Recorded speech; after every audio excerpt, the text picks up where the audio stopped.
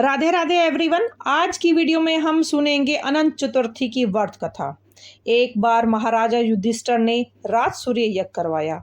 यज्ञ मंडप का निर्माण बड़ा ही सुंदर और अद्भुत था।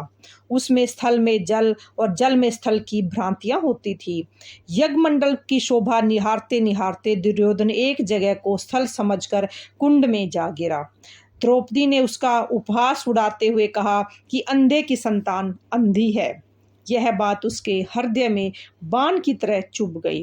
कुछ दिनों बाद इसका बदला लेने के लिए पांडवों को हस्तिनापुर बुलाकर ध्रुव क्रीड़ा में छल से परास्त कर दिया। परास्त होकर पांडवों को 12 साल का वनवास भोगना पड़ा। वन में रहते हुए पांडवों को अनेक कष्टों को सहन करना पड़ा।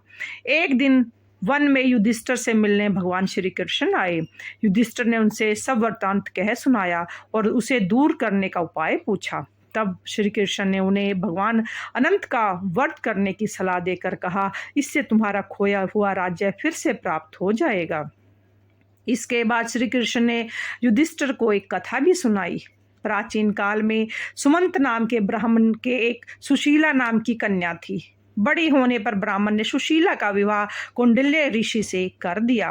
कौंडिल्य ऋषि सुशीला को लेकर अपने आश्रम में आ गए। रास्ते में रात हो जाने पर वे नदी तट पर संध्या करने लगे। सुशीला ने वहां पर बहुत सी स्त्रियों को किसी देवता की पूजा करते हुए देखा, तो सुशीला ने के पूछने पर उन्होंने विधि पूर्वक अनंत व्रत की महिमा उसे समझा दी। सुशीला ने उस व्रत का अनुष्ठान करके 14 गांठों वाला डोरा हाथ में बांध लिया और अपने पति के पास आ गई। कौंडिल्य ऋषि ने सुशीला के हाथ में बंधे धागे के बारे में पूछा तो उसने सारी बात समझा दी। कौंडिल्य सुशीला की बातों से अप्रसन्न हो गए तथा उसके हाथ में बंधे डोरे को अग्नि में डाल दिया। यह अनंत भगवान का अपमान था। कौंडिल्य ऋषि की सुख संपत्ति नष्ट हो गई। सुशीला ने इसका कारण डोरे के जलने की बात दोहराई। पश्चाताप करते हुए ऋषि ने भगवान अनंत की खोज में वन में चले गए। जब वो भटकते भटकते निराश होकर गिर पड़े और बेहोश हो गए तो भगवान अनंत दर्शन देकर बोले, हे कौंडिल्य, मेरे अपमान के कारण ही तुम्हारे ऊपर यह मुसीबतें का पहाड़ टूटा है। तुम्हारे पश्चाताप के कारण मैं प्रसन्न हूँ। आश्रम जाकर 14 वर्ष तक विधि विधान पूर्वक अनंत व्रत करो, तुम्हारे सारे कष्ट दूर हो जाएंगे। कौंडिल्य ने वैसा ही किया। उन्हें सारे कष्टों से मुक्ति मिल गई। श्री कृष्ण की आज्ञा पाकर युधिष्ठिर ने अनंत भगवान का व्रत किया, जिसके प्रभाव से पांडवों को महाभारत में युद्ध में विजय प्राप्त हुई। भाद्रपद माह की शुक्ल पक्ष की चतुर्थी भगवान अनंत का व्रत रखकर मनाई जाती है।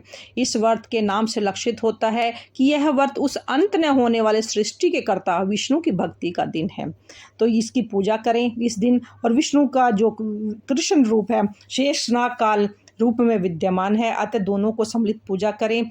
और उसके पश्चात अनंत भगवान का ध्यान कर शुद्ध अनंत को अपनी बाईं भुजा में बांधना चाहिए। यह धागा अनंत फल देने वाला है। अनंत की 14 गांठें 14 लोकों की प्रतीक है और उसमें अनंत भगवान विद्यमान है। तो बोलो भगवान विष्णु की जय, भगवान हरि की जय।